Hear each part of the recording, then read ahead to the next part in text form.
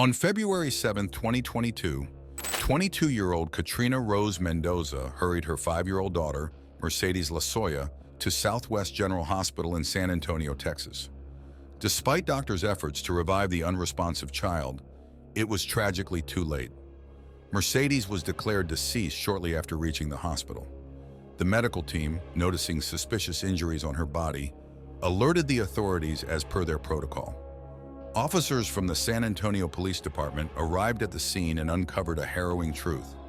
This young girl hadn't perished from an accident. The reality was far more disturbing.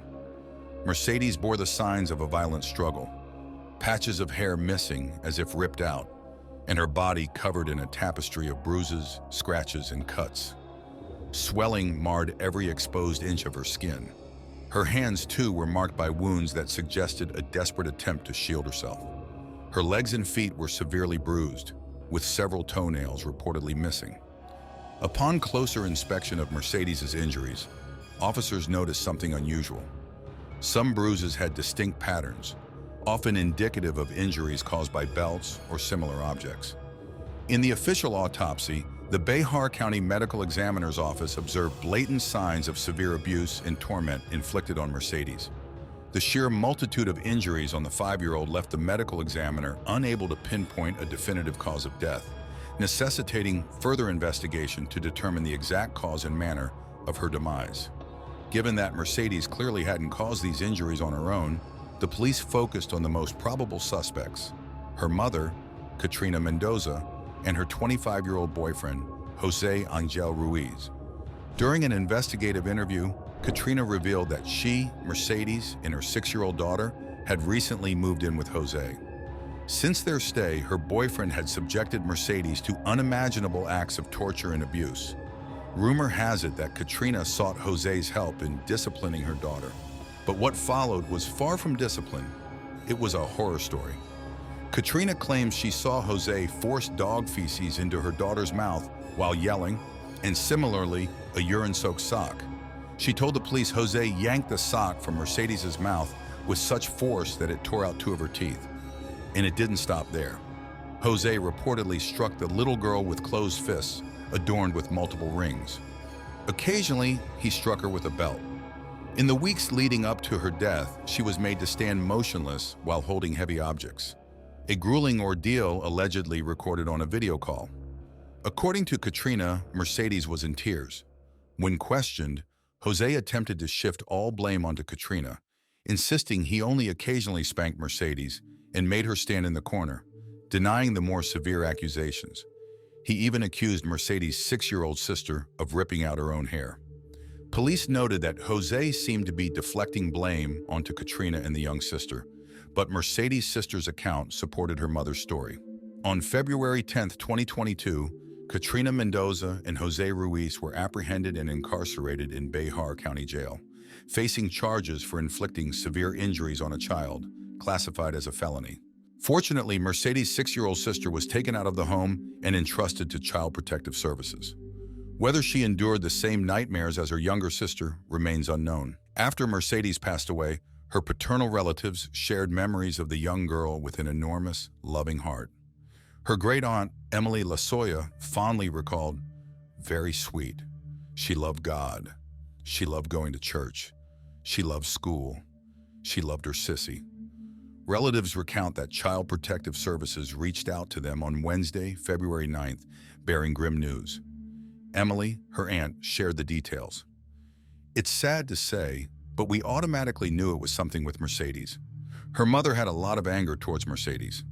I don't know why, but she favored the sister, and I saw that right off the bat." Rumor has it, Katrina confided in Emily, that Mercedes hadn't had a bottle for several days, even though the baby was just a few weeks old. Emily recalls Katrina expressing struggles in forming a bond with her daughter. The Lozoya family, as far back as they can remember, consistently observed injuries on Mercedes. Vanessa Lozoya, Mercedes' grandmother, shared that Mercedes once got bangs to hide the bruises on her forehead. The abuse started shortly after her birth. Her grandmother described injuries that spanned her face, arms, and almost her entire body. The Lozoyas assert they attempted to gain custody of Mercedes, but their efforts were in vain.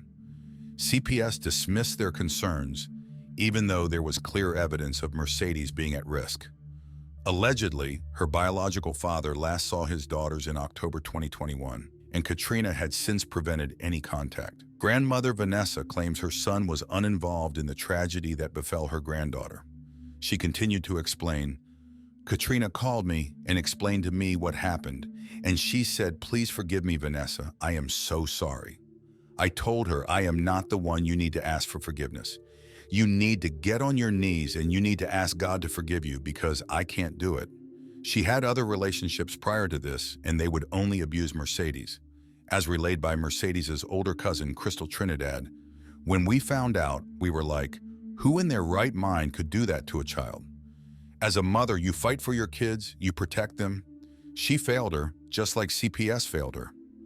Grieving the unexpected and premature passing of her niece, Emily expressed her feelings with these words, "Because I couldn't help her. Because her father couldn't help her. We all couldn't help her. Heaven is a better place for her than where she lived in the 5 years she was here on Earth."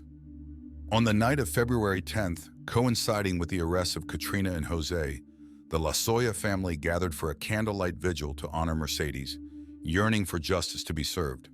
However, it wasn't only the Lozoya's pleas to CPS that went unheard. Neighbors had also been raising alarms, to no avail. Gabriel Granato, who lived next door to Katrina and Jose at the Henry B. Apartments on Vance Jackson Road in San Antonio, recalls his initial report from November 2021, shortly after Thanksgiving. He mentioned, "We've been hearing beating. Sounds like a fist hitting the hand. For the past 2 weeks, I would say 50 hits like that. We did what we could. I lost faith." Gabriela Iterbe, his girlfriend, asserted that she had repeatedly contacted the authorities. On Saturday, February 5th, just 2 days before young Mercedes' tragic passing in the emergency room of Southwest General Hospital, Gabriela sensed something was amiss. She recalled witnessing a previous instance of Katrina's abuse towards Mercedes in the apartment parking lot, feeling a distinct unease this time around. Rumor has it that Katrina had kicked her daughter multiple times.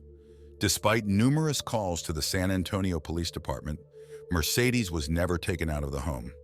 Gabriela recounted an instance when the police visited the apartment, but Katrina and Jose refused to let them in. She expressed her frustration, saying it was disheartening to try so hard and still be powerless to make a difference. In a startling development on August 8, 2023, Katrina Rose Mendoza accepted a plea deal in the Mercedes Lozoya case. At 23, the fallen mother admitted guilt to a first-degree felony charge of causing serious bodily injury to a child by omission. Facing a potential life sentence, Katrina struck a deal with the Bexar County DA, capping her sentence at 45 years in exchange for a guilty plea. Judge Stephanie Boyd decided to delay her formal sentencing until after Jose's trial. Meanwhile, Jose Ruiz received a life sentence. Evidently in Texas, a young girl can suffer unimaginable torment, succumb to it, and yet the perpetrators escape homicide charges. Disturbingly, crimes against children in the Lone Star State are soaring.